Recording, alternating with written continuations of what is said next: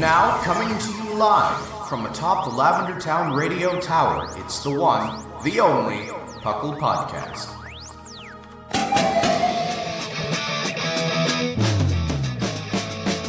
It's PUCL! PUCL!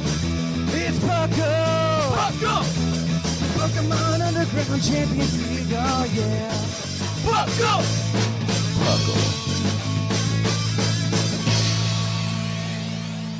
And welcome to the 552nd episode of the PUCL Podcast. I am your host, Trainer Thatch, and here today I'm joined by two wonderful who live on opposite sides of the... we've got the fluffiest Whimsicott. Hi, it's very hot over here. How about over there? And we've got Mark. Oh, hi. Yeah, oh hi. Oh hi, Mark. Welcome to the PUCL Podcast. PUCL, of course, standing for the Pokemon Underground Champions League, a nonsensical name we came up with in 2007. And this is a show where we talk everything Pokemon, from the video game to the trading card game to everything in between. And we're just here to have a good time today. Yeah. It's like a good, pleasant time. It's been hot here, Wims, but it's cooled off for today. I'm very glad. It's about to get sweltering over here, and I can't wait. It's very muggy, though, today. Like, I went on my run before we recorded, and, like, it was, like, running through pea soup. Yeah. Oh, but thrilling. I wanted to go for a run before the show instead of after the show because it's, like, hotter, and I knew it was humid. But, like, it got so humid the other day that there was actually, like, you could see the fog, like, over the grass and everything, like, at, 5 o'clock in the afternoon. Oh, really? Gosh. Yeah, it was that bad.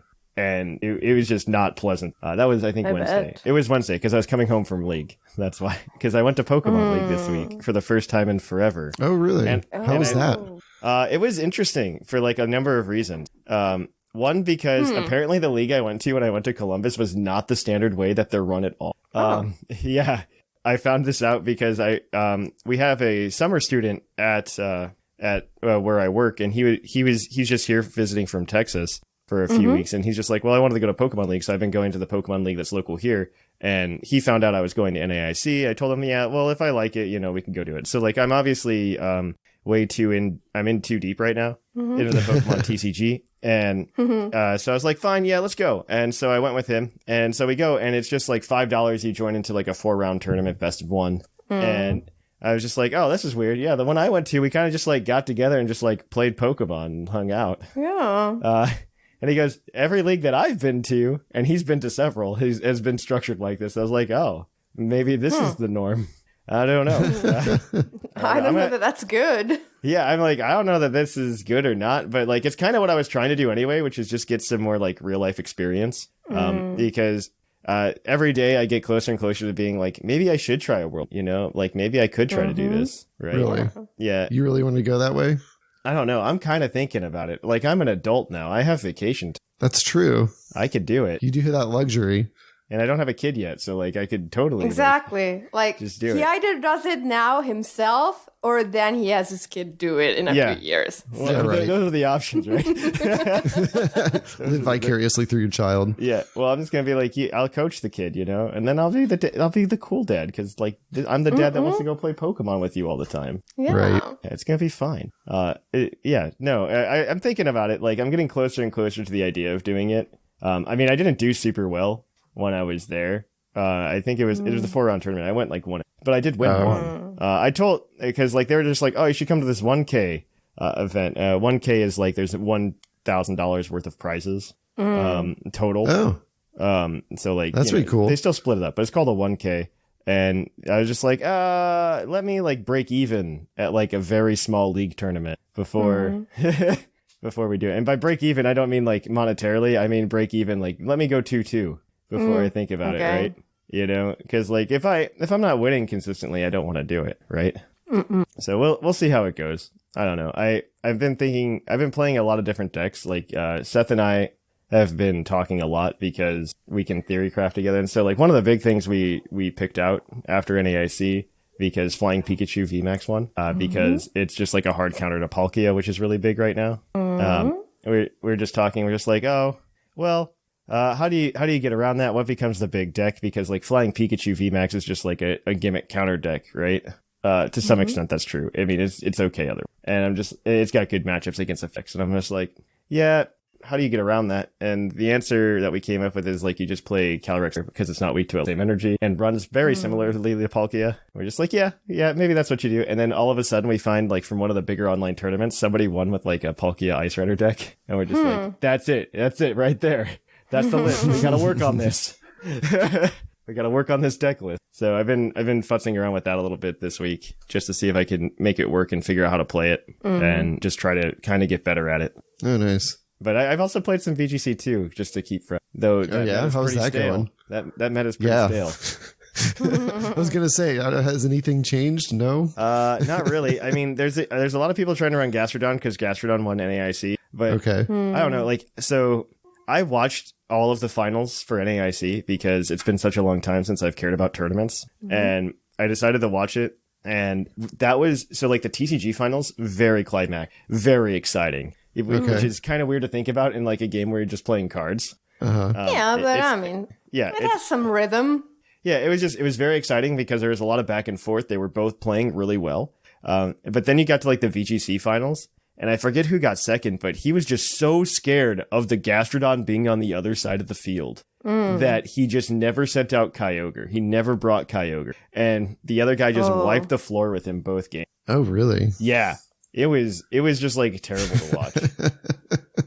It was terrible to watch. So I was just like, okay, well, this meta's stale. That's cool. Yeah. Oh, yeah. So I'm really waiting for Scarlet and Violet, right?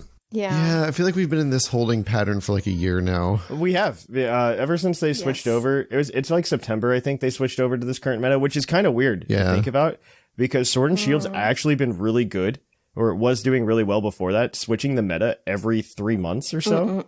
Right. And I enjoyed that a lot. Yeah, but then they're just like, well, it's GS Cup time. Bloop. Yeah. And then it's just like, oh, so you played the bad one that nobody likes to play. Cool. But they still do it every single time. Yeah, I don't know why. Like, they had such interesting metas. Either. Like, my favorite one still is when they did the ban list. Like, they did a ban list, and that was exciting. That was exciting. That was when I was playing the most. Yes, it was the best one. It was actually, I think if you actually look at the statistics of the number of people playing, I think there was a bump 3 times after the initial spike. The first bump was when Isle of Armor came out. The second bump was when Crown Tundra came out. And then the third bump happened when they banned Dynamax from the...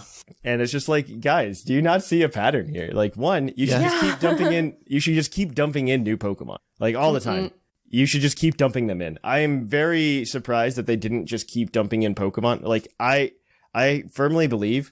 Well, it's probably because they had all the issues with Home. But I firmly believe they should have updated all of the game, like all of Sword and Shield, with all of the Pokemon from BDSP. And then, you know what they do? Instead of having a GS Cup meta, you go, hey, you can only use Pokemon from Gen 1 through 4. And this is like really the first time we had VGC, so it's kind of a flashback.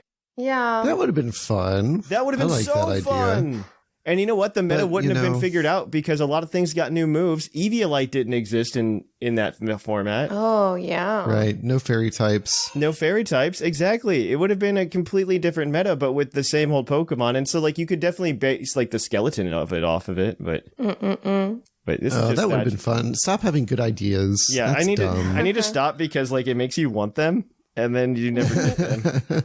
Yeah, it's a little too late now. I mean... Yeah, it's too late for this now, yes. Yeah, absolutely. But yeah, I don't want to keep complaining. I'll give you guys a couple minutes. I'm sorry, I took over again. I don't know. You guys been up to anything? I know you were like out of the country. I was, but there was some Pokemon stuff that happened, which I was interested. Yeah, please tell. So first of all, they were running a crazy promotion. I was in Korea for starters, and they were running a crazy promotion with was it Dunkin' Donuts and Baskin Robbins, and so I had some Pikachu ice cream while I was over there. Oh, which was actually very delicious. Yeah, it was great. Lemon ice cream with chocolate. And then they had like Pop Rocks in there to give you some shock when you ate it. That's so cute.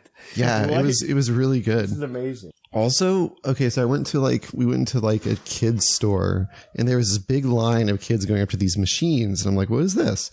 And they were playing a Pokemon game I've never seen before. Oh, is it the one with the discs? So I didn't get a good look at it, but it looked like it was, so they were battling, and it was all kinds. They had like doubles and some other stuff going on too.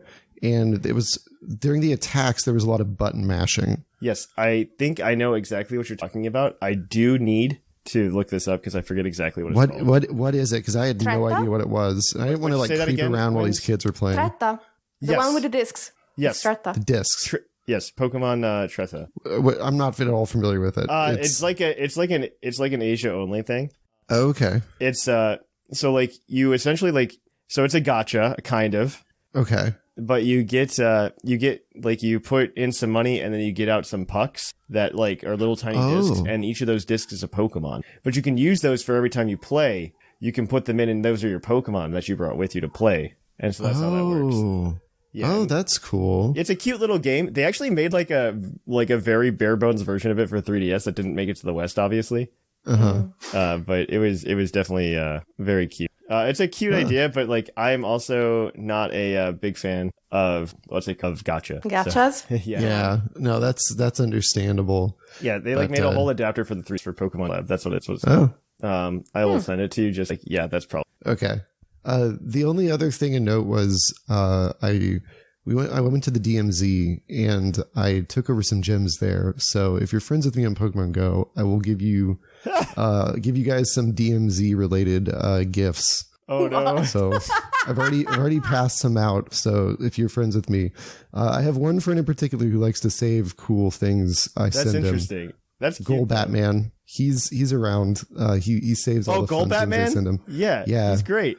Yeah, so Gold Batman, I know you're listening. You're gonna get some DMZ related stuff soon, dude. He'd love that. He would love that. Yeah. Oh, interesting. Okay, I'm seeing this this game you sent me now. Try to. Okay. But anyways, yeah. Sorry. Hopefully I didn't take up too much time there. How are you doing, Whims? Yeah. Good. I'm still just playing random battles. I made it over the 1700 hill a couple more times.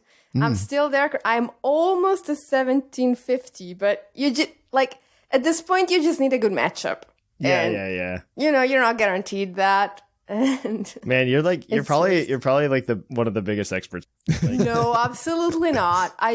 No, you probably are though. You can be in as much denial as you want, but you probably are. No, I don't like. I do it almost as a mindless thing. Okay, but if I go to your account and I type /rank your account name, I will probably see like 300 random battles played or something. I don't know that that's true. I should check. I don't think it's 300. Literally just go into Showdown and type /rank. Maybe we don't over the course of like the 10 years I've had that Showdown account, perhaps. No, it'll stick it to just the Gen 8 Showdown. Okay. It should. No, I don't. I could check that for you if you want. Not here. Well, I don't want to do it live, but we could do it. We can edit lots of things. This is a really good time to get out of here. Yep. So we're gonna go ahead and we're gonna kick it on over to the news. Let's cue that epic music.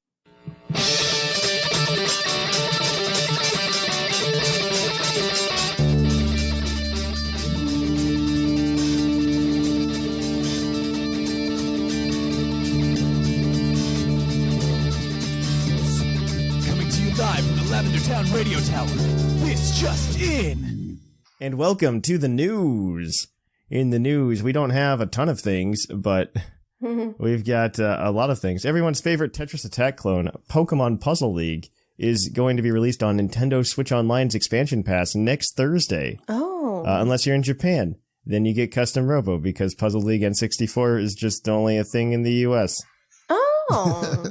Actually, I think it came out in Japan. I have to double check that because if I'm not mistaken, it came out in Japan. But I think it actually released in the West first.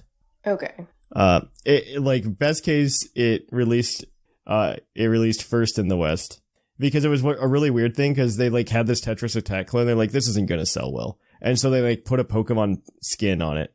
And then it went better than it should have because it was during like the height of Pokemon Mania in the 90s, back before people understood what a good video game was. And so you went by the box art, like that. Yeah. I mean, that is a legitimate thing that happened, but the reason you're here is there was a cool turtle at some point on a box.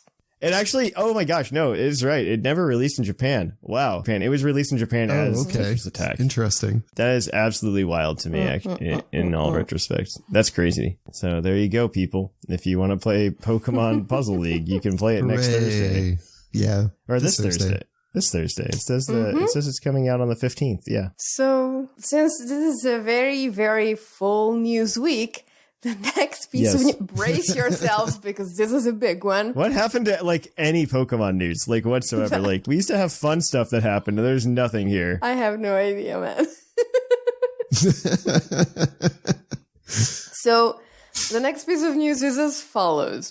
On a semi-related note, the most recent episode of the anime in Japan had cameos from the Kalos Friends, the first member of the Puzzle League Elite Four, Richie, and the Legend of Thunder trio, Jimmy, Marina, and Vincent. That is it. Okay. Yeah. No, they did. No, it was actually really cute to like see it. I forget why. I think it was like during a battle because this was still in Japan. So like we're definitely like 3-6 months out before we can see it. But they like had cameos of like everybody, which is really cool. And my favorite thing, I was reading on Twitter about when this happened.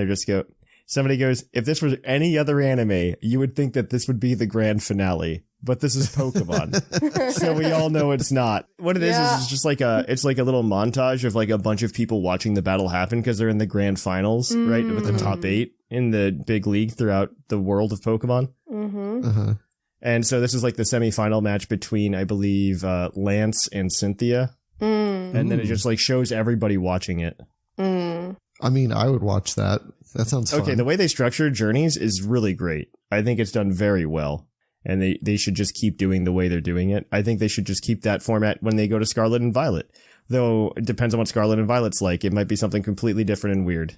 Speaking of our current games, Sword and Shield, we have the Jump Magikarp competition. Amazing. It's a doubles competition with teams consisting of only one Pokemon and a Magikarp. Though you do get to bring a team of 6 to preview, but you got to bring Magikarp. But you have to bring Magikarp. Yeah. And all the legends are banned. Sorry. It runs through the 22nd through the 24th. So that's interesting. So strange. That's next week. Is it? No, not next weekend. It's the weekend after next. Yeah. I should play that. I'm going to sign up for it. I think I will too. I think that sounds really bizarre and kind of funny. It's so stupid. And the thing is, like, you can make Magikarp work, actually. Yeah. Kind of. Is there what's the what's the jump, what's the prize? Do they have a prize? 50 BPs. Like, what's the participation prize? If it's 50 BP, I'm gonna be sad. What they should do is give away like a special Magikarp with like Thunderbolt or something. They should, but I don't think they will. I think I read this news on Cerebi the other day, and I think the prize was 50 BP. Let me check it. Is it really? Yeah. Let me see. The Jump Magikarp, 50 BP. Oh, that's sad. Why do they make it so bad? I don't know. Pokemon, hire me. I'll just make all of your special Pokemon. I promise. I promise. And it'll be fine. Oh, wow. I promise. Yeah. Speaking of exciting things. Sorry. So, next Sunday, the 17th, is the Starly Community Day in Pokemon Go. It runs from 11 a.m. to 2 p.m. your local time. And I forgot to look up what the bonus is, but it's just a Starly Community Day. I mean, people like Starly, Yeah, but like, if you want a shiny Starly in home, you just play Legends Arceus for like 20 minutes. Right. Yeah. You play the game for like 10 minutes and you got it. Pretty much. All right. So time for Puckle's Pokey Prediction, the part where we force content out of the news segment. There was a lot of talk this week about the Switch's successor. That actually was a thing that was happening a lot online. It ended up just being a cool limited edition Splatoon OLED. Yeah.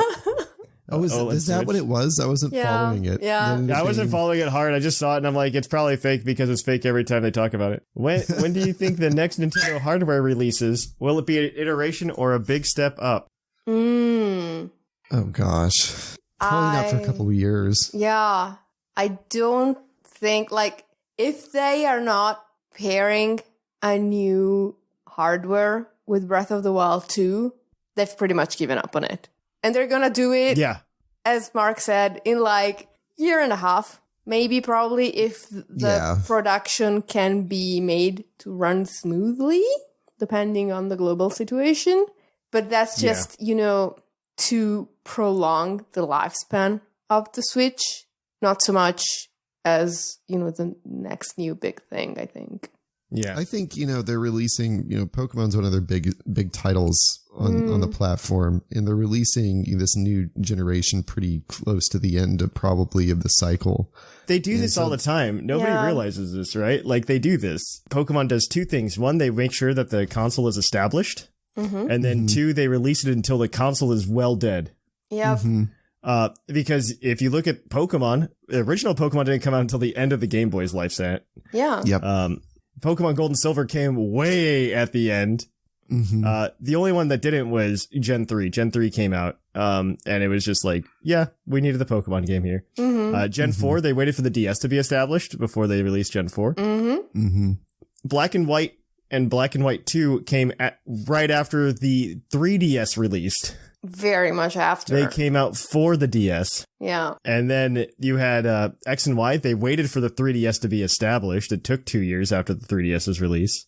And then Sun and Moon came out at the end of the 3DS's lifespan, right before the Switch came out. Yeah. Ultra Sun, Ultra Moon came out the same year the Switch came out. It did.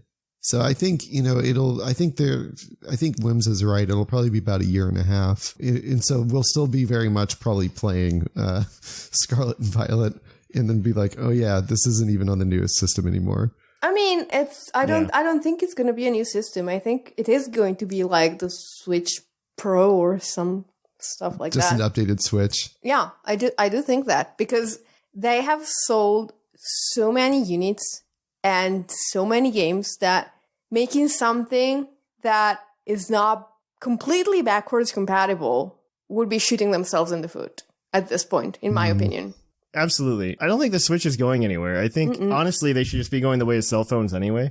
Well, I think that's a good place to stop. We can go switch over to the trivia segment, so let's go do that. Let's go quiz your co-host on their insane Pokemon knowledge.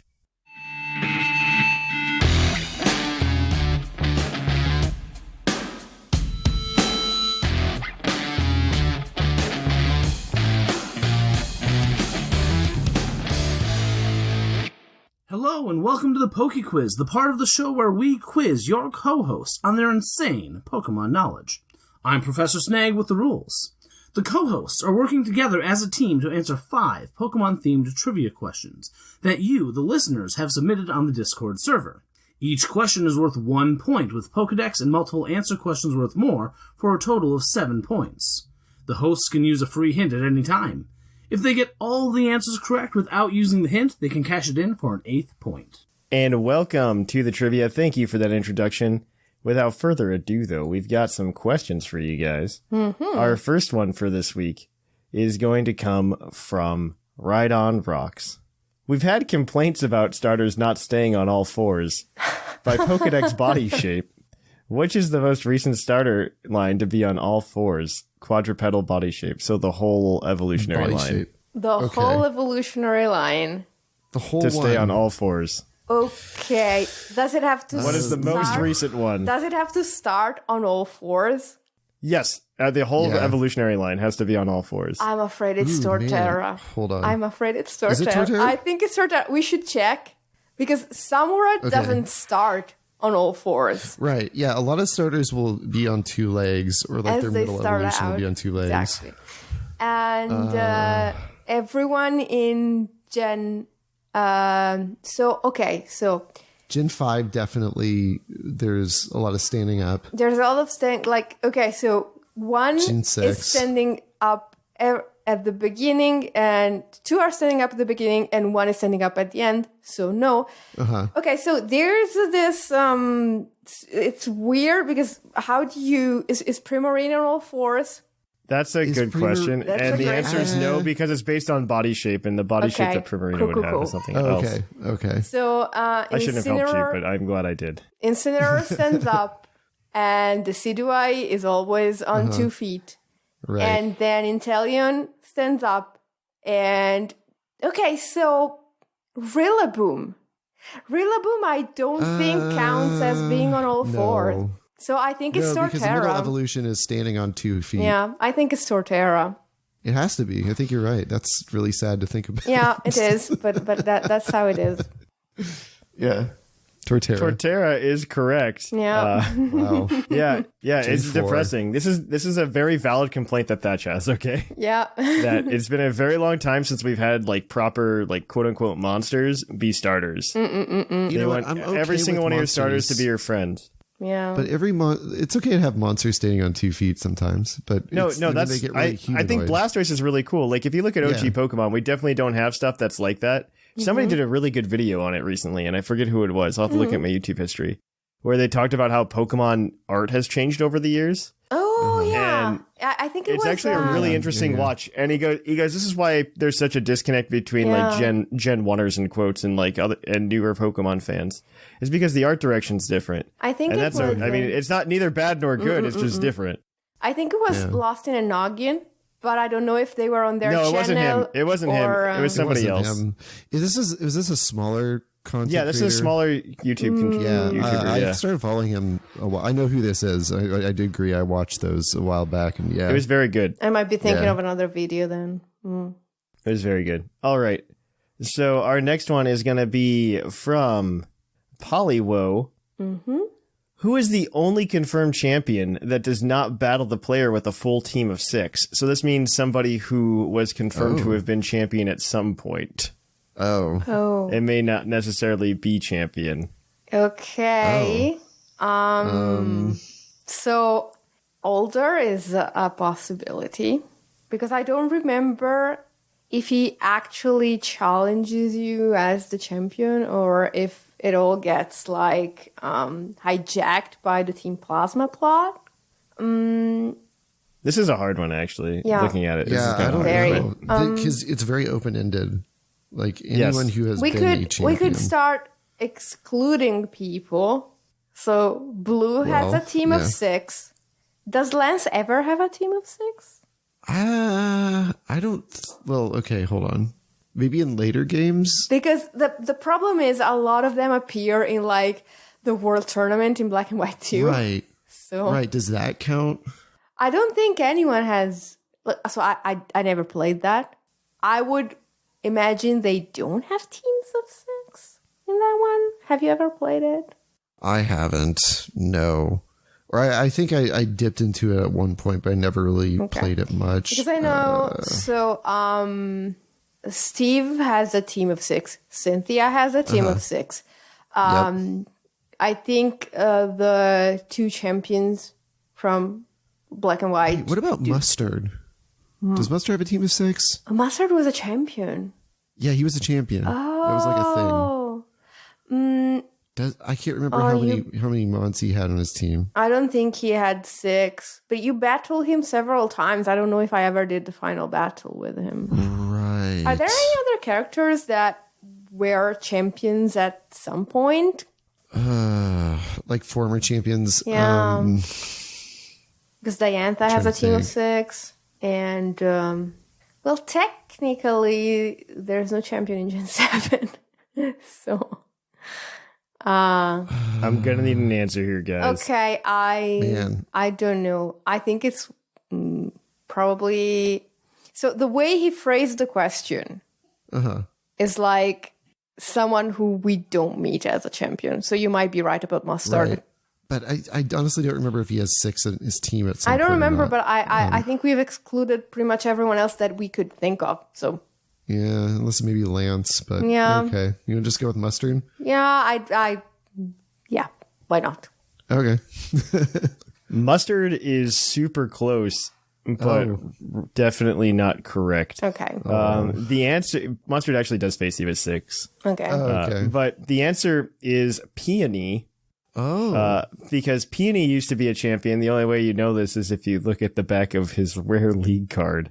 Okay. And when he faces you, he only has a team of 5, which is a Berserker, Bronzong, Scizor, Aggron, and Kaparaja. Okay. Okay. Yep. The more you know. Mm-hmm. The more you know. So you guys are 1 for 2. Your next question is your Pokedex entry question, though. So we're going to go ahead.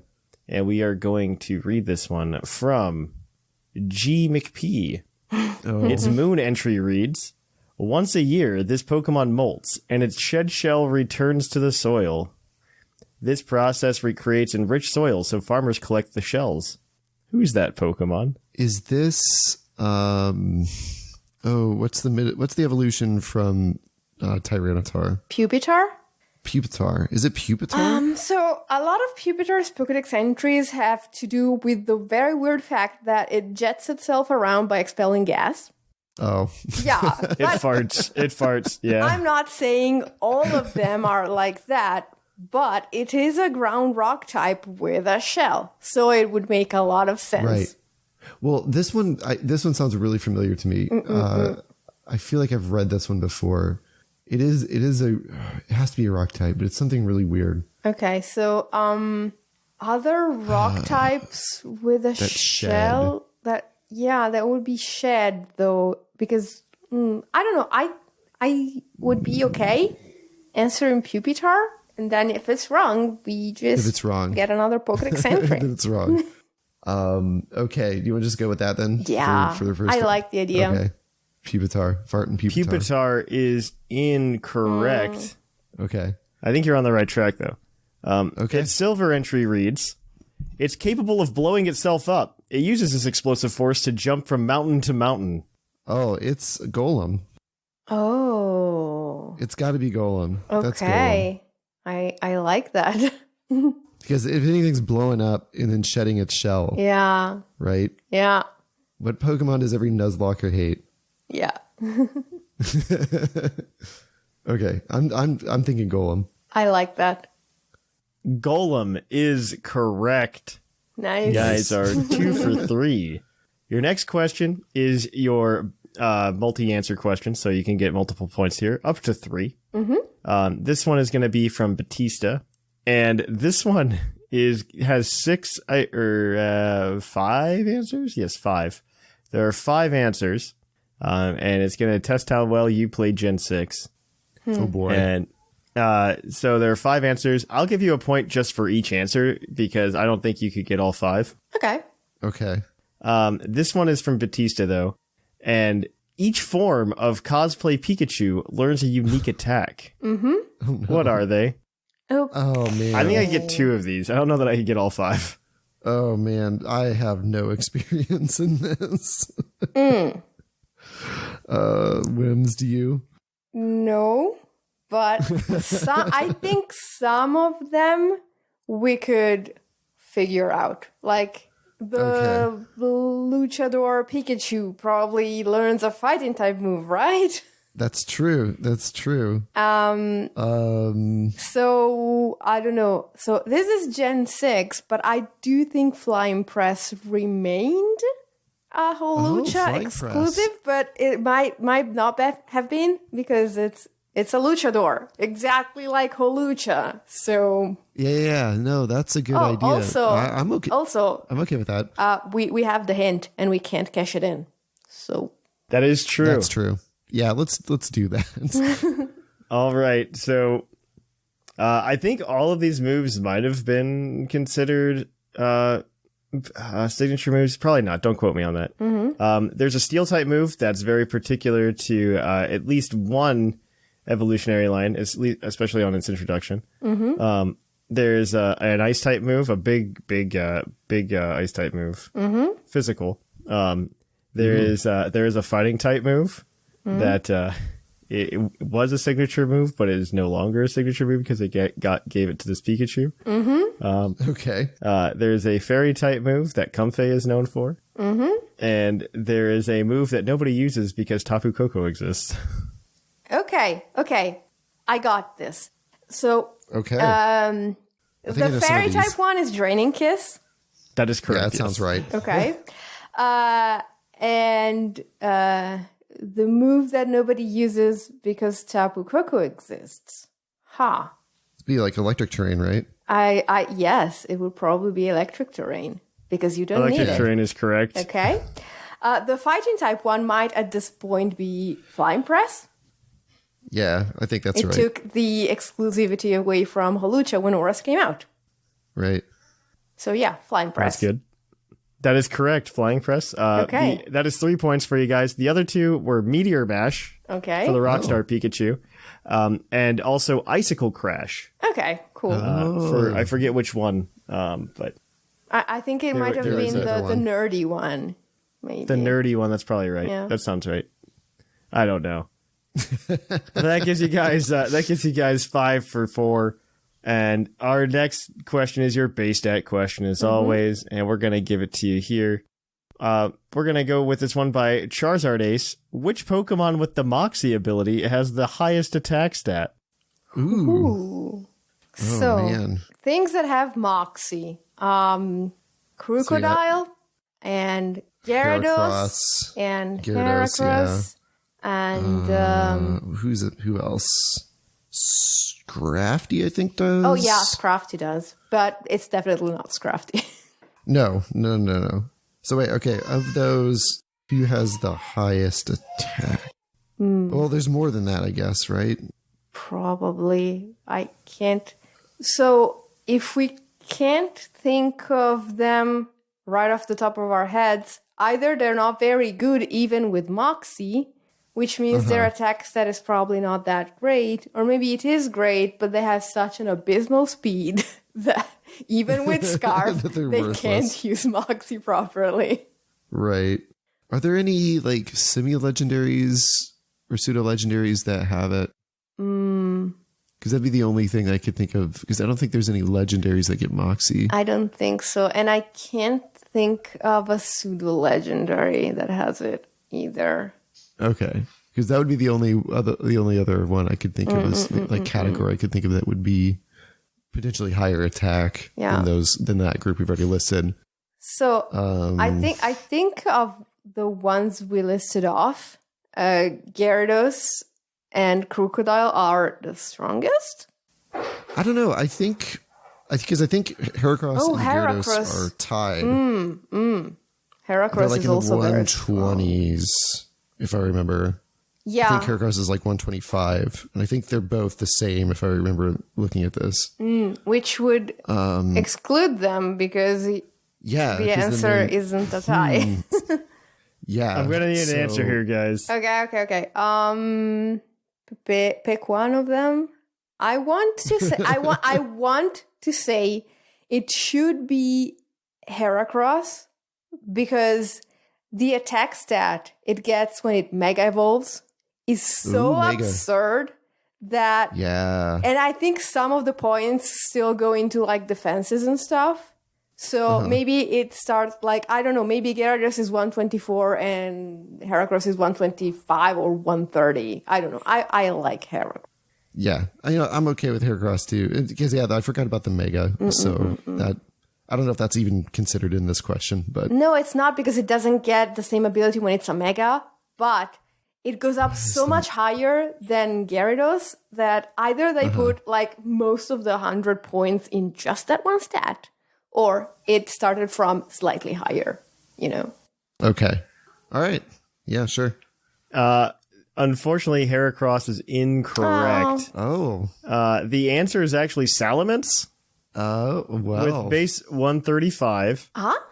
Tied for second place, though, it is a 4-way tie between Pinsir, Gyarados, Heracross, and Honchkrow Wow. with 125. Honchkrow. And then Crocodile comes in right after that at 117. Okay. But you forgot Salamence got it. We did forget Salamence. Salamence because it's, Yeah. well, so it has another really good ability. So, Yes. Yeah. yeah, it was easy Yes, to it forget. does. So that's 5 points for you guys today. That's not bad. Yeah. Yeah, we did I was all right. being mean, and I just didn't care which question I asked you. So, all right. So that changes up our standings because it puts Mark on the board. Yeah. So we're gonna go ahead and we're gonna list it all off for everybody at home. Sigma's in first place with 16 points. Tied for second, we have Sublime and Linian with 15. In fourth place, we have Seth Vila with 13. Whimsicott's in fifth with 12. Shark Finnegan is in sixth with 8. Claude9 is in seventh with 6, and Mark, you're in eighth with 5. Woohoo. I'm on Everybody board. else is yet to get on the board. All right. So we're going to go ahead and we are going to we're going to kick it on over to the topic. So let's go do that after that short break. And we have another review this week from Supercat GX, 5 stars. This is an amazing podcast for Pokemon fans. Love your show. Keep up the good work. Well, thank you for that, Supercat GX. And if you'd like to have your review read on the show, make sure you send it in on iTunes or wherever else you listen to the show. Every review we get helps, and Supercat GX is a superstar. But until then, we're going to kick it to the topic. And welcome to our topic. Our topic today is going to be Pokemon that look cool but aren't good. It's pretty much the Pokemon we wish were good because they look really cool and we like them. Yeah. Yeah. I'll let you guys start because I know you guys have a lot. And I'm just going to be like, I'm just going to list some things off that I go, man, I wish that were cool. I will start off with the most recent and one of the worst offenders, Frostmoth. Oh, Frostmoth. Frostmoth is kind of true. I think the problem is, like, Ice type is such a good offensive type that it can't be good defensively. Though, to be fair, they could have made Frostmoth faster and just made it like a frail little buggy. Exactly. And they decided, they're like, let's make it 60 speed. Exactly. Yeah. That's the entire thing. Like, I saw it and I was like, ooh, Ice type Volcarona. It won't be as good, but it's still gonna be good. And then, even with like 2 Quiver Dances, it gets outsped by everything. Yep. If they would have given it Volcarona speed, honestly, they would have given the same stat distribution as they did to Volcarona. I think it would have been okay. Yeah, because the typing is so much worse. Yeah. It is. It's so fragile. I hate it. But I love it at the same time. That's a really good one. Yeah. I think that's a good one. Yeah, I think if you give it, honestly, the same stats, it would probably be okay. They definitely gave it the shaft. Exactly. It even evolves from like one of the meme boys of the generation. Oh, he's small. So it's like they engineered this Pokemon to be attractive.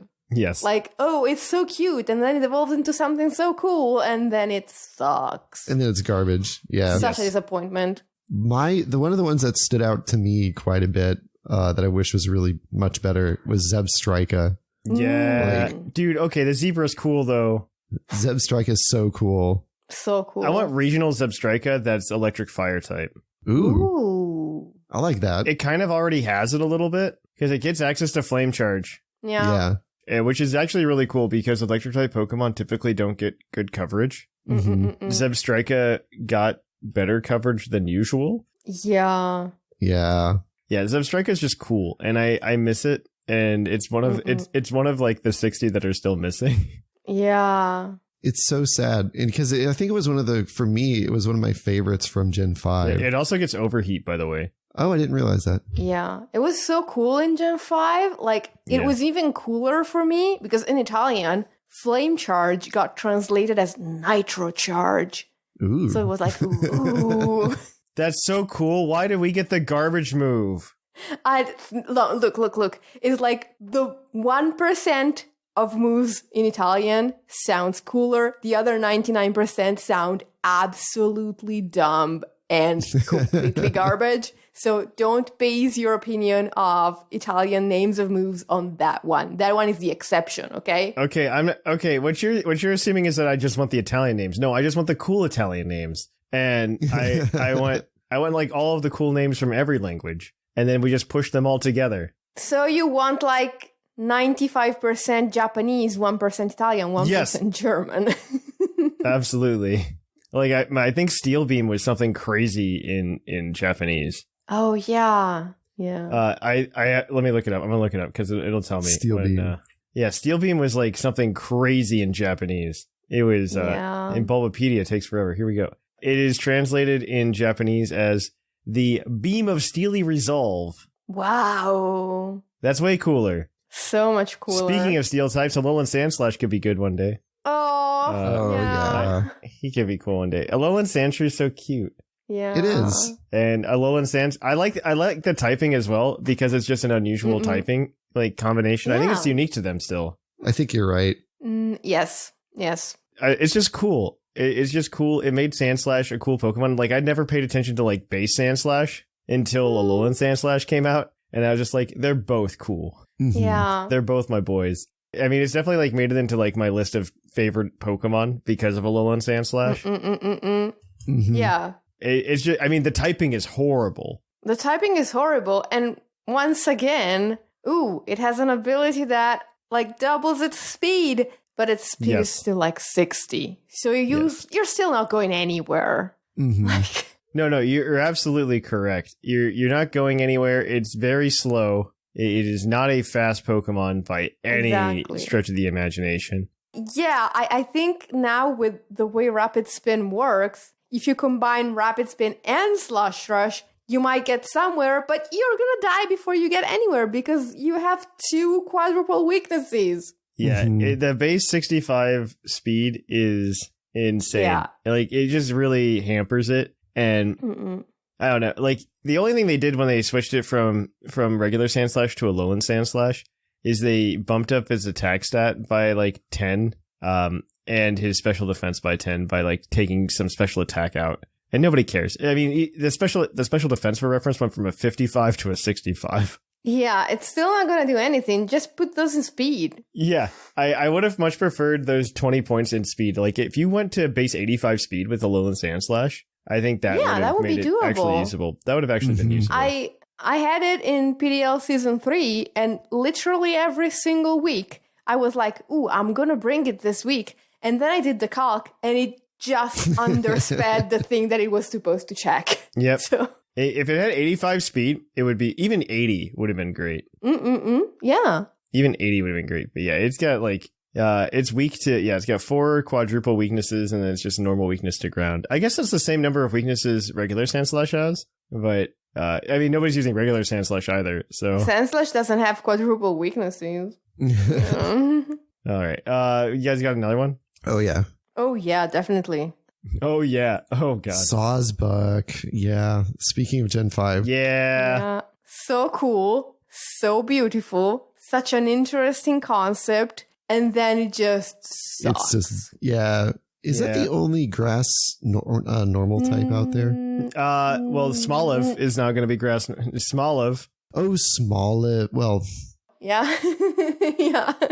Come to be here soon. TBD. Yeah. TBD. To be eaten, most likely. But yeah, I really love Sawsbuck. When I did my playthrough of Gen 5, I had a Sawsbuck on my team, and I don't know, I really enjoyed it. I mean, for playthroughs it's fun, but otherwise, like, it is not good. No, it's not. No, Sawsbuck is real bad. It's like, oh, we're gonna add the normal type to this. What does it do? Give it a fighting weakness. Yeah, right. Just makes it weaker. It's like, what?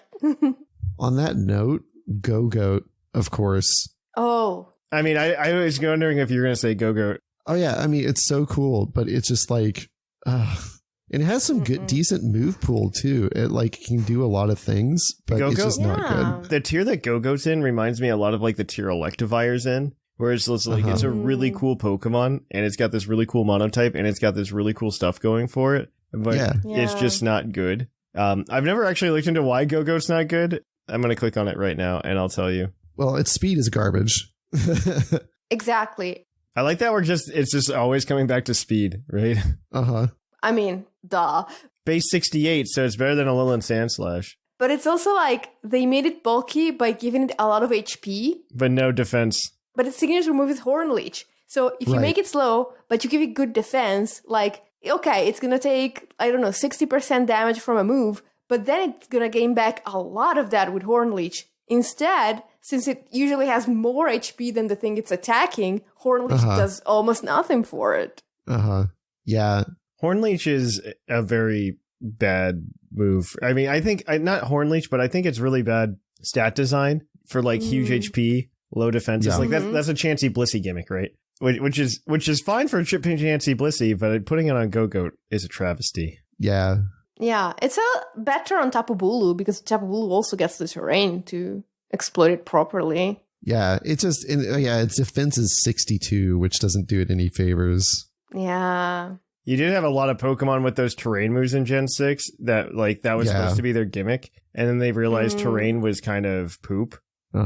They realized they had to fix it by making it an ability, which they did. The problem, in my opinion, is that they gave it to strong Pokemon. Yeah, strong Pokemon. That's the problem. Yeah, they gave it to the Tapus. Yeah, they gave it to legendaries.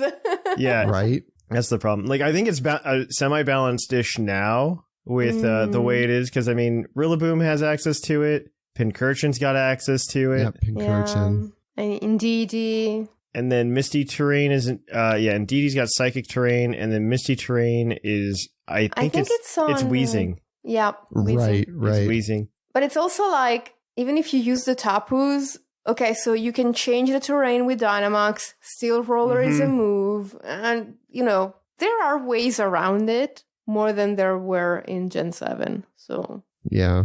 I guess I've got to pick one now. Yes. Yeah. Man, okay.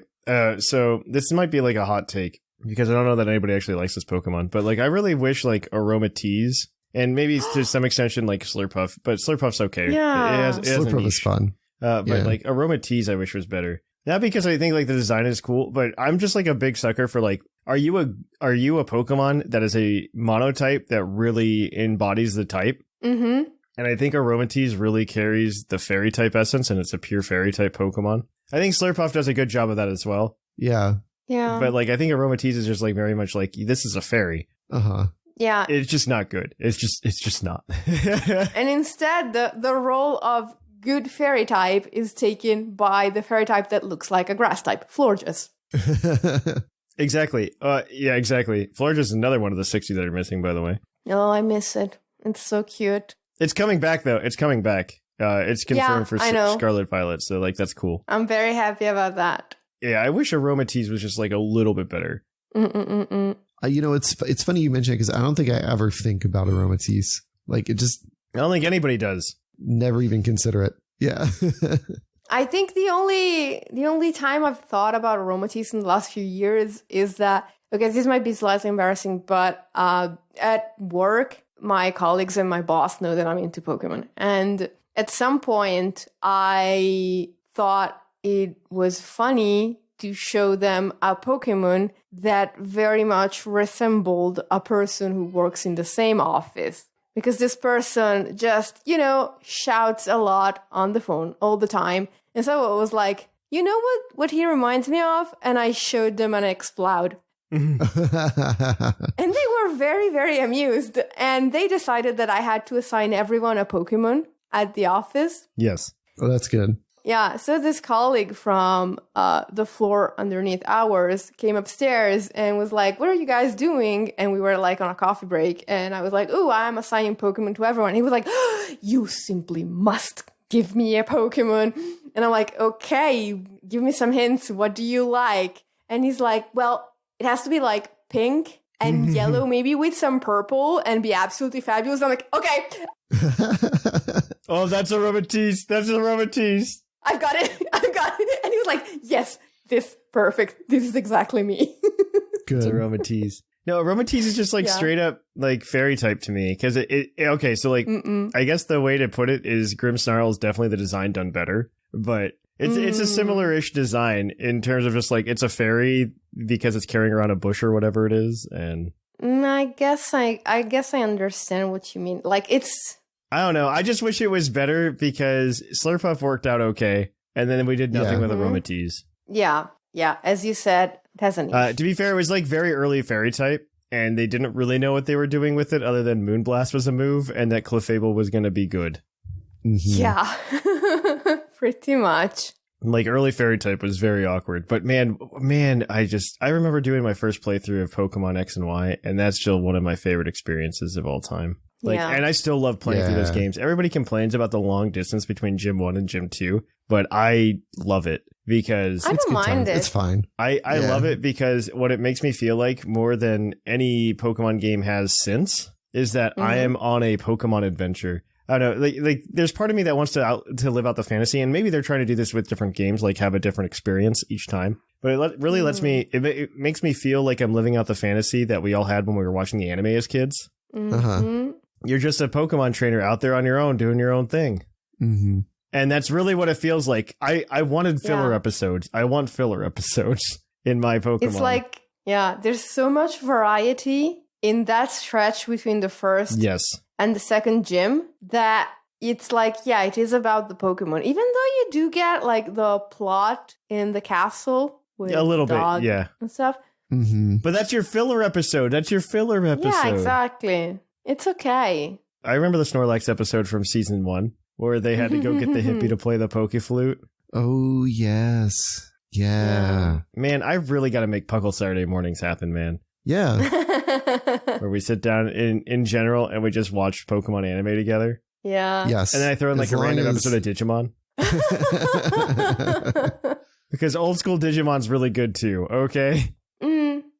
Yeah, it wasn't bad. Not at all. All right. Okay, well, let's get another Pokemon. We can do this one more time. We can go around one more time. Ooh, I have so many to choose from. Do it. Tell me. But Do it. okay, I'll just gonna like list off a few of them, and then you say if you want to talk about any of them in particular. So we have Vivian, Lurantis, Blossom, and Comfy. Lurantis. Yeah. Okay. Yeah.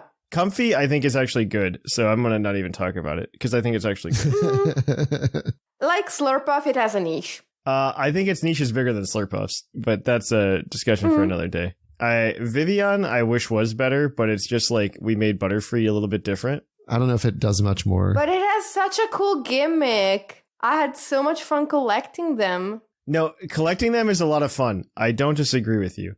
You said Lurantis. Lurantis got the shaft too, but a lot of Alolan Pokemon really did, honestly, because they're just like, all these Pokemon are on island time. What's a base stat above 60 doing here? And right. Like, which is just like, Gen 7, what are you doing? Go home, you're drunk. Yeah, but I think the worst offender here is Blossom. Yes. Oh, Blossom. It evolves from a very popular Gen 1 evolution line. It looks amazing. And it's like, if it only had a tiny bit more speed and one more coverage move, it would actually be decent. Yeah, I was going to say, its move pool is actually the thing that's holding it back the most, in my opinion. Oh, it gets Quiver Dance? I didn't realize that. It gets Quiver Dance. Dude, it gets Quiver Dance. Yeah. Oh, man. But it has no coverage. The only coverage move it really gets is Moonblast, which is good, but it doesn't help you with like most of the typings that grass already struggles against. Yeah. Because it doesn't help you with steel and it doesn't help you with fire. So if it got a more decent coverage move for any reason, you could actually try and use it. It would probably also need like 25 more speed base points. But but as it is, it's really bad because even if you get like, okay, so you use Sleep Powder and you get 2 Quiver Dances up, you just need like 1 steel type or 1 fire type and you can stop Blossom completely. Right. Yeah, Blossom really needs something. Like if it just got 1 move, I think it would definitely make a difference. Like anything. Like if it got Thunderbolt, that'd be really cool, but that's not going to happen. Yeah, but exactly. If it got, I mean, it gets Sludge Bomb, I guess. Yeah, but again, you're trying to take down a steel type. Yeah, that's not going to help that situation. Give it Flamethrower, you know? That would be great. Yeah. Just give it Flamethrower. Mm-hmm. I don't know. I really like the moves that we got in Isle of Armor. I think they were a really good way to help compensate for a lot of things like this. Uh-huh. Yeah. Personally, I don't think the moves from Isle of Armor are making it into Scarlet and Violet. Just, like, I think they will cull those moves from Scarlet and Violet. I don't know. That's an interesting take. I'm holding all judgment. Because of the way they treat those moves, specifically, that they see them as, like, extra things that are just for the Isle of Armor, and that they just won't make it into future Pokemon games. But I could be wrong, and I would love to be wrong. Because I think Flip Turn is a really cool move, but they were very limited in how they distributed those. And that's fine. It's good because if, like, it's a good move. With the exception of Grassy Glide, they gave it to everything that shouldn't have it. Oh, gosh. Yeah, the Mostly number of things that have Grassy Glide. It's ridiculous. Yeah, Grassy Glide is absurd. Like, the distribution is actually crazy. How many people get it. Mm-hmm. And I think the only non-grass types that get it are, I think, Surfetched. Mew, technically, because Mew gets everything. Also Double. Yeah. And it's, like, weird that, like, I know they couldn't give it to him because it's, like, he's already too good. But Cinderace should have gotten it conceptually because, it's a soccer tackle. Yeah. Oh, yeah, I guess so. Yeah. That would have been so bad, though. Could you imagine? Yeah. Yeah. because it could have set its own grassy terrain with Libero, yes. Yeah, Libero, oh my gosh. Yeah, it would have been awful, and I'm really glad they didn't give it to him. Nobody would ever run Rillaboom again. Yeah. Right? They would just run Cinderace. Yeah. Oh my gosh. Okay. So man. Do you have? Yeah, you go, Mark. You go. Tell us some of them that we didn't get to. So I feel like we were talking before, like bugs. There's a lot of good bugs. There's a lot of that bugs. just don't make it. Like, I really love Parasect as a concept and as a design and everything. And God, it is garbage. It is just not good. Yeah. Yes, it is. Yes, Parasect is awful. But it is so cool. And it is very, very angry at being garbage, as exemplified in Legends Arceus. Uh-huh. He's a very angry boy. Yes. Oh my. I think it got its moment in Legends Arceus. I have to say, the Paras and Parasect got its moment in Legends Arceus. Yeah. That's true. It all of a sudden became super aggressive. Yeah, like... It's just incredibly aggressive. Why is it so aggressive? It's so funny. Because it's mad because it sucks. It's just so angry all the time. Think about where you see it. It's in grassy, sunny places. If it has dry skin, it's probably hurting. That's why it's so mad. It just hates its life. It's so sad. Very. It's just very upset all the time. All right, Thatch, what do you got? I don't know what I have, in all honesty. I took, like, we talked about all of the things that I really, really am upset about. Because,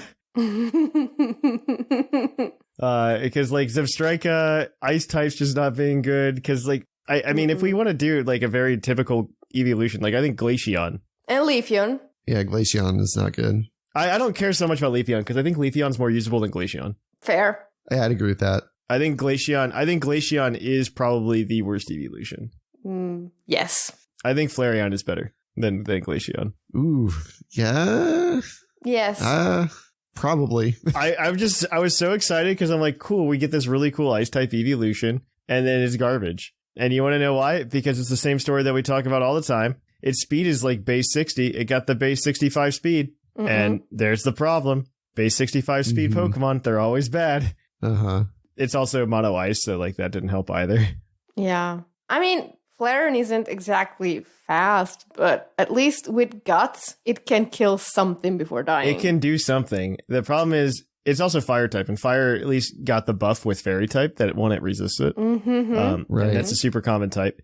And some of the other more common types like grass, those are resisted. Glaceon resists nothing but other ice types. Yeah. Yeah. So that's the biggest problem, right? Is that ice really just needs like one more resist. Like I'm surprised that ice doesn't resist water. Same. Right. I'm surprised by that, and I wish it would. Like water is such a good type; it could afford to be resisted. It could afford to be resisted by something else, right? Like I think the only thing that resists water is grass and dragon. Grass, water, and dragon. Yeah, grass, water, and dragon. Yeah, I think it could stand to like be resistant to ice, or ice could resist it. Yeah. It's not like a widely distributed type, so yeah. So I think that's definitely something that could happen. I mean, that's like a step in the right direction. It's definitely not the direction to go, though.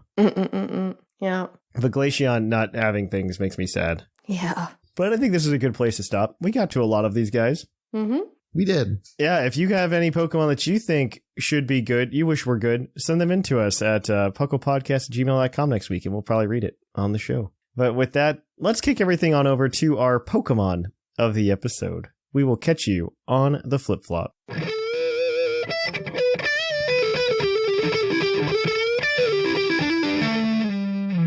of the episode. And welcome to the Pokemon of the episode. Our Pokemon of the episode this week is National Dex number 38. Ninetales, the Fox Pokemon. Since we're looking at Alolan Ninetales, I'm going to read off its Pokédex entry from Legends Arceus. Dwells on sacred peaks, perpetually covered in snow. Said to appear to virtuous people who have lost their way on mountain paths. It then guides them back down to the mountain's base. Only in Ultrasun, it says the reason it guides people all the way down to the mountain's base is that it wants them to hurry up and leave. That's so good. Please get off my mountain. Exactly. All right, so Alolan Ninetales is the Pokemon of the episode. It's good. I don't know what to tell you guys. You know how we were talking about speeds being bad? This one's not. It's base 100. 109, actually. Base 109. I was looking at regular Ninetales. Base 109. We bumped it up 9 points, which is actually really good. It's really good. It speed ties with Kartana. Yes. And it's got, 73 HP. Its attack is 67, which is a little bit lower than base, which is fine because it's a Alolan Ninetales. You're never using that stat. Never. Base defense of 75. Doesn't really matter because you'll probably die anyway. Yeah. And then base special attack of 81. That's okay. I don't actually know where they took anything out yet other than the attack stat. And then special defense is 100. Oh, they just took 9 points out of attack. That's all they did. Never mind. That's what happened. And they just shifted it. That's the only adjustment they made. Cool for them. Mm-hmm. Yeah, good adjustment, though. Very, very good. Excellent adjustment, actually. I mean, with the combination between Ice and Fairy is, one, defensively pretty poor. Mm-hmm. Yeah. But offensively, very great. Yes. It does great. Not to mention it can set its own hail with snow warding. Uh-huh. And use Aurora Veil. And use Aurora Veil, which requires hail to be up. Which is amazing.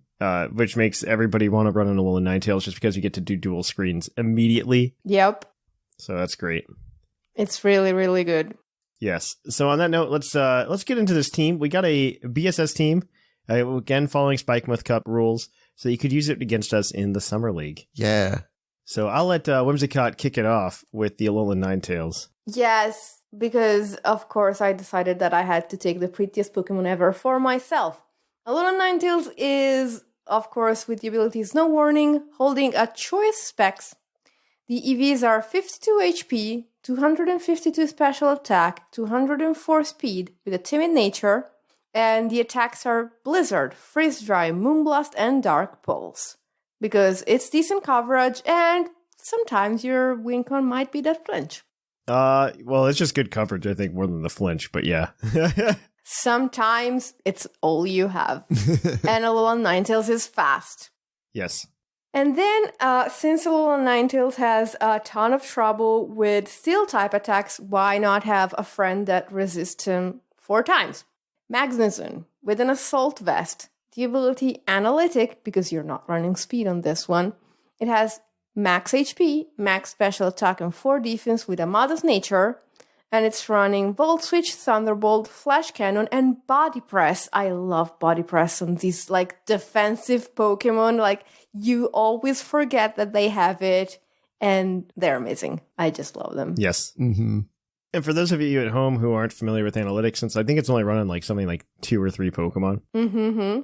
Analytic is a move that if a move goes after the opponent, the power of the move is increased by 30%. Exactly. And the reason you don't remember it is that one of the Pokemon that has it and is decent is so fast that it never comes into play because it's Starmie. Oh. Yes. Another one is Porygon Z, who's actually got a base 90 as well. So I think the best user of this ability is Magnezone because it has good special attack, it's slow, and it's decently bulky enough that if you don't attack it with a ground type move, it's gonna leave and attack you back. So yes. And then we've got some BSS staples. We've got Urshifu, the Rapid Strike form, holding a Choice Scarf. Ability Unseen Fist, so you can't protect yourself. It's got 252 attack, 4 special defense, 252 speed. It's got a Jolly Nature. Its attacks are Surging Strikes, Close Combat, Poison Jab, and U-Turn. Mm-hmm. This is pretty standard fare for Urshifu Rapid Strike. Yeah. Mm-hmm. And honestly, it's just very good in BSS. I really like Urshifu. It's just very good, period. I think Single Strike's better outside of BSS, but in BSS, I like Rapid Strike a lot more. Yeah, but both of the Urshifu are just scary. Yeah, no, they're crafted very well. I really like Urshifu as a Pokemon. And I really kind of like what they did this gen, where they kind of just got rid of mythicals. Because Urshifu's definitely supposed to have been a mythical type deal. Yeah. Right? Because the only mythical we got this gen was Zarude. And I'm so happy that's the only one we ever got. Well, yeah, that's true. Yeah. If they all had to be like Zarude, good riddance. Yeah, well, because we've been getting these mythical Pokemon without any story. And then we get both Calyrex and Urshifu. Yeah. / Cubfu. Yeah. And they had great stories. And it's just amazing. Amazing. I love that. And you understand and you like these Pokemon. And you're just like, wow, this is the way mythical Pokemon should be done. Yep. Because that's kind of what they had them do. They just had them replace mythicals because it fixed a lot of problems. One, because we can never use mythicals in official battles. Mm-hmm. Mm-hmm. And I fixed that. And then two, the stories were just good. Yeah. Right. But all right. Enough about me complaining about Pokemon and how they messed up. Or how they actually made things better. They actually made things better. Like, this is one of the great things Pokemon did. Toxapex is also on this team because we were only going to use unused Pokemon.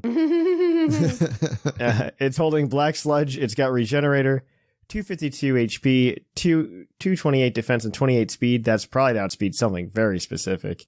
Bold Nature. It's got Scald, Recover, Toxic, and Baneful Bunker. This is so standard Toxapex. Mm-hmm. I don't even know what to tell you. Yeah. But it's good stall if you need it to. This entire team says, I want to be bulky and like come in and hit you hard to clean up. Yeah. Right. That's what this whole team is. It's like, I want to come in and be bulky and then I'm going to clean up. Yeah. Speaking of which, next is Corviknight with a Rocky Helmet. Got that mirror armor action going on with the ability. Impish Nature, Body Press, Iron Defense, Roost, and U-Turn. Woo! So all about that bulk and just being out there to do damage. Yeah. That's one of my favorite sets. The only thing it does badly against is like any ghost type. Yeah. I mean, Body Press is so much fun. And then Iron Defense with that is just beautiful. Yes, it makes it even better. You can't even touch me. Uh-huh. And then finally, last and definitely not least, we have Garchomp with the Lumberry. I got that rough skin, of course. 252 attack, 4 special defense, 252 speed. Jolly Nature got Earthquake, Scale Shot, Stone Edge, and Swords Dance. Always a good time. Yeah. Mm-hmm. Always. All right. Well, that's the team this week, guys. If you're a patron and you want to pick it up, we'll be giving out all the shiny versions of each of these Pokemon, with the exception of, I believe, Urshifu. Yeah. Right. Because his shiny doesn't exist in the game, as far as we're aware. And so you won't get that, but you'll just get the Urshifu itself. But if you want to go ahead and subscribe to our Patreon at the $10 tier or above, you can get that. If not, you could use this team. It's I believe it's in the rental teams right now for Summer League. Yeah. So go ahead, use it, have fun. Use it against me. Yeah, use it against me. I don't care. I mean, I guess I'm fire, so like Ninetales might not be the best, but I think the Urshifu Rapid Strike makes up for that. You have Urshifu and Toxapex, so... Yeah, you'll be fine. Yeah, I think it'll be fine. So, on that note, though, guys, we're going to kick it on over to the mailbag. It's mail time! Send in your emails! Mail! And welcome to the mailbag. The mailbag is the part of the show where you can send in emails to the PUCL Podcast at puclpodcast@gmail.com, and we'll probably read them on the show. We typically have a prompt for you. Last week we asked you guys if you thought we might see starter evolutions sooner or later, or honestly pre-release, but I doubt we will. But we'll see what you guys think. And I think you guys actually had just some responses to Seth and I like nerding out over Pokemon TCG. So we're going to go ahead and jump into some of these emails. So our first one this week. Oh, wait, before I forget, though, this segment, as always, as we're contractually obligated to mention, is sponsored by the energy drink Green Tauros, the energy drink that gives you hooves. Hooves. And as always, we'll give the Green Tauros badge out to somebody who really, really got the conversation going. So let's go ahead and get this first one over from Bear. Toodaloo, PUCL crew. Bear again. Good that university education is free in Europe. It's always scary to hear what you guys have to go through just to get some higher level education. This is probably just in response to the scholarship money for playing Pokemon. Yeah. It's not entirely free, but mostly. It seems like Americans play Pokemon in order to go to university and get a job. No, that's not why people do it. Because most of the people that are winning the events are already in university and are just playing Pokemon. Yeah. While Europeans go to university in order to play Pokemon instead of getting a job. Totally not talking about myself here. I feel that. To the question. I would prefer not to see the final Evos. I like to be as surprised and as uninformed as possible until the games come out. Yeah, high five, my fellow European. This gen, however, really has me hyped, and I cannot wait for more official trailers. No, don't betray me. Now to my speculation. Fuecoco will most likely and sadly be Fire Ghost, which would be a repeat after Hisuian Typhlosion. I believe in that type combination because it has a skull-like marking on its face, reminiscent of the Dia de los Muertos tradition from Mexico. And it looks like a hot pepper. Well, and, the ghost pepper exists, so another hint towards that. Yeah, that's the thing that worries me the most, because it's like, this could have been our grass fire type, but they're not going to do it. It's going to be fire. Yeah, I want jalapeno back. Yeah, it's not going to happen. It's just going to be, he's going to be jalapeno, but he's going to be a fire ghost type, and it's going to make me sad. It's so sad. For those of you who don't know, jalapeno is the absolutely amazing fire grass jalapeno Pokemon that we designed way back in 2016 at Nationals. Well, I still have the picture of it. I'll tweet it out. I'll tweet it out on Monday when we release the episode. You have the picture. I have the picture of the picture in my phone. Yeah, I'll take a picture and put it on Twitter and social media. It was so good. I was so proud of that. Yeah, I have a lot of those. I have everybody's from that day. I bet. Anyway, design-wise, I would either like it to become super long like a pepperoni with tiny arms. Yes, please. yes. And on all fours, or a super chunky boy that looks more like a habanero pepper. Another potential type that the one I would love to see is Firegrass. Yes! Yes. In my honest opinion, it would be wasted potential times 10 to not give a Pokemon inspired by hot pepper the Firegrass type. This guy has already won the Green Tauros badge. Yes. I'm saying it right now. It's so true, though. It's so true. It's so true. Oh, yes. Anyway, next up, Sprigatito. Grass Fairy comes to mind.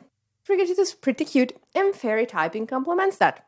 I can see a saber-toothed cat-inspired design or something elegant along the lines of Liepard. Liepard is the best cat design we have in Pokemon. I really hope Pokemon doesn't give Sprigatito the furry treatment. We all have seen the fan art. They will, and I'm going to hate it.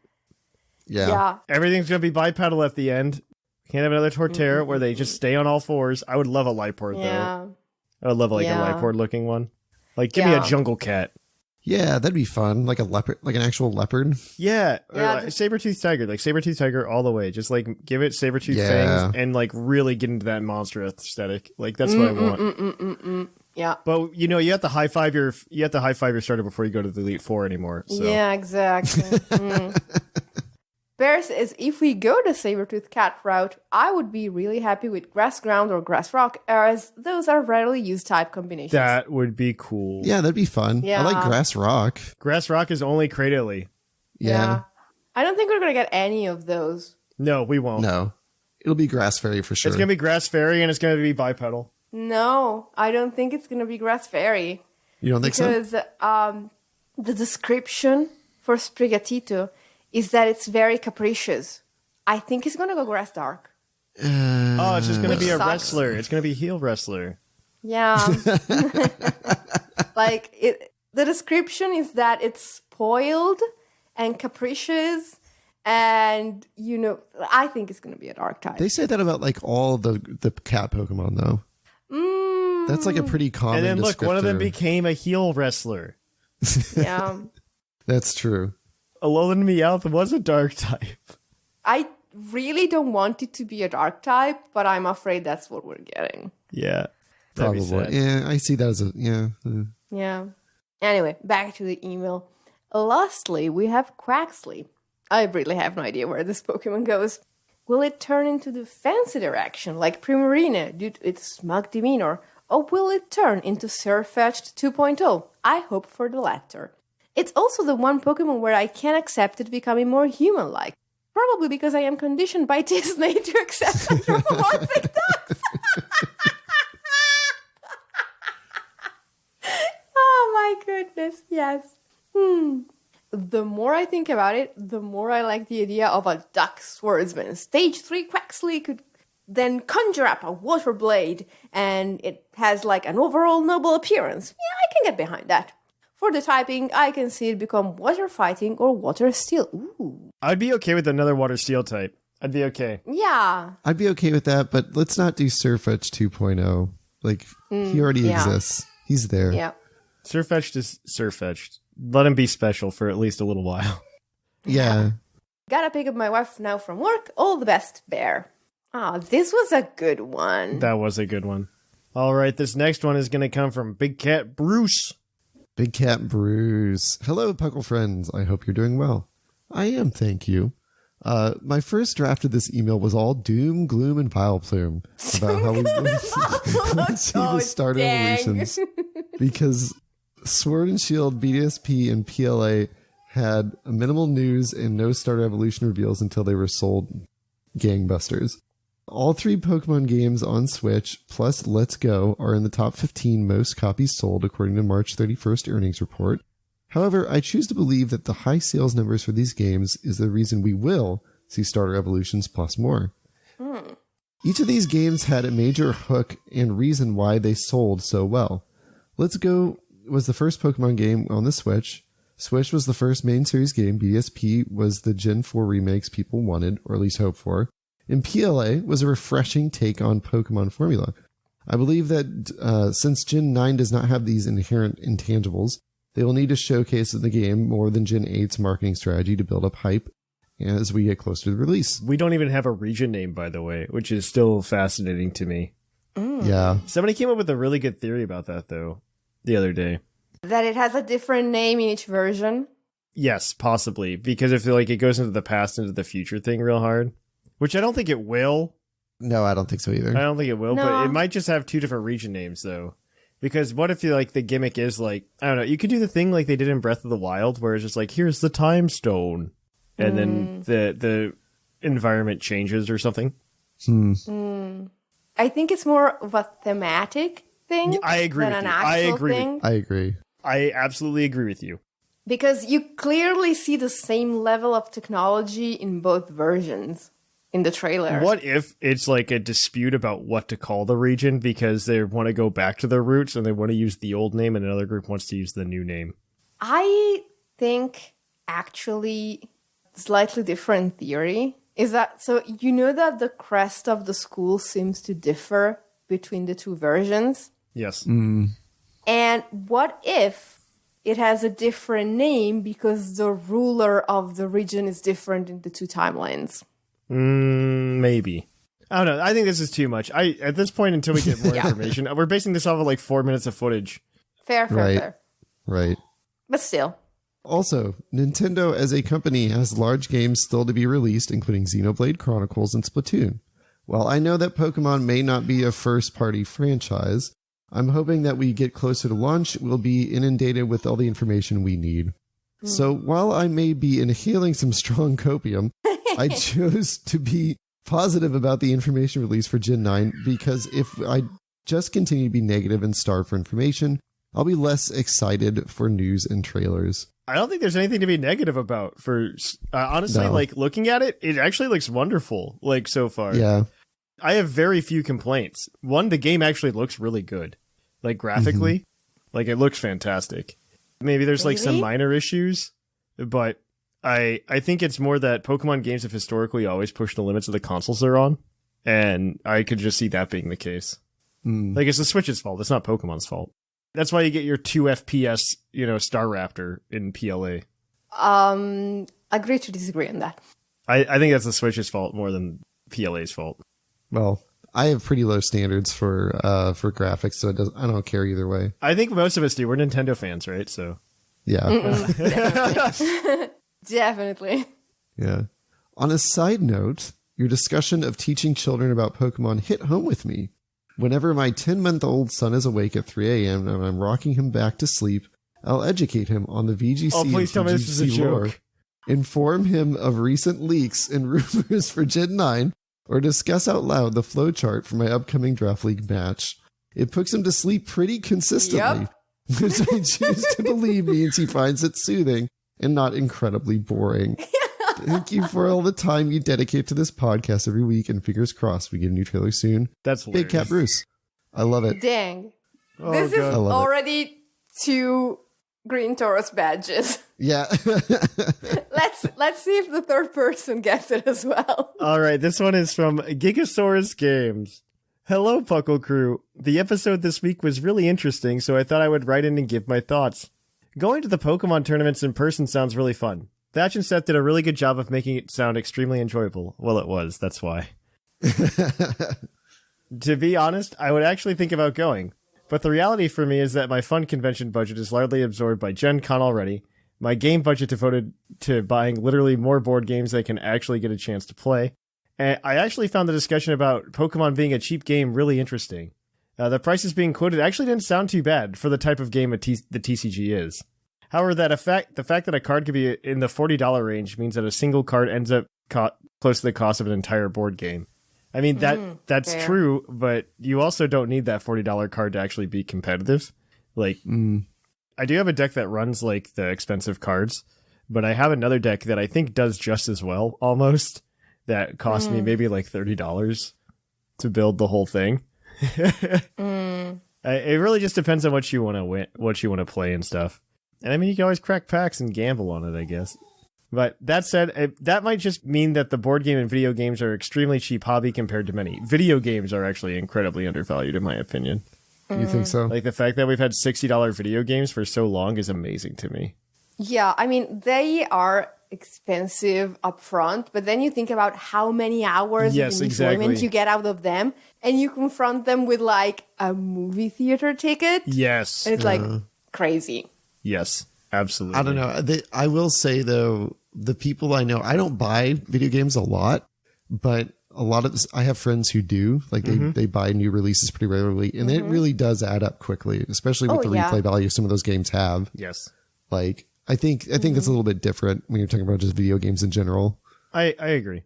That said, it might just be that board games and video games are extremely cheap hobby compared to many, which I've had a friend pose to me before. His argument was something along the lines of, the total cost of games that I'm going to buy in a year is probably less than 1% of my entire budget, which actually probably applies to the Pokemon TCG as well, which is pretty interesting. As for the starter evolutions, I'm generally uncreative, but here are my thoughts. Quaxley will probably evolve into something involving a boat or naval captain, given the history of the Spanish Armada. Maybe it'll take after Empoleon?